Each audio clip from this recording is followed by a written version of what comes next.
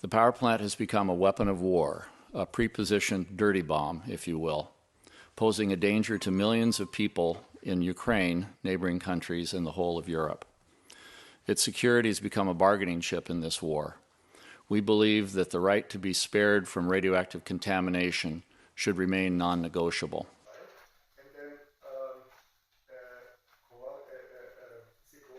We find it ironic that several countries which strongly support the peaceful use of nuclear energy and the nuclear energy itself have taken no stand to declare attacks on nuclear power plants off limits in wartime.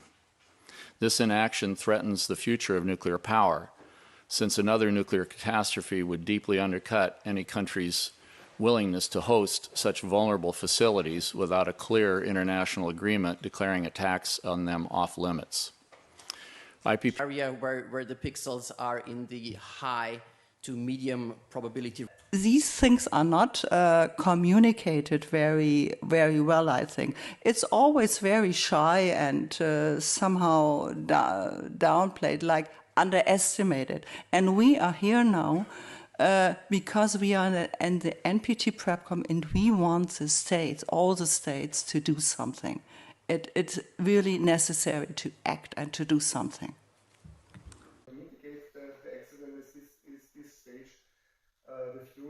Another scenario which is more likely and which we have already seen is combat action on site with the aim to gain control over the site. And in this case, the weapons are not selected to destroy the nuclear power plants, but are selected to fight combatants on the site. This is a scenario we have already seen. And what we also have seen is that in such a scenario, the weapons are not that precise that they will spare all the essential parts of the nuclear power plant. So you will have accidentally hits on the containment buildings, on the switch yard. At least you cannot exclude this. Example, or which could be a channel. So you would have restrictions to use the land for agriculture. You would have accumulation of fission products in mushrooms. You would have to stop to use venison, which is feeding from those mushrooms. So it's not the same as you don't have to declare an exclusion zone, but anyhow you are affected.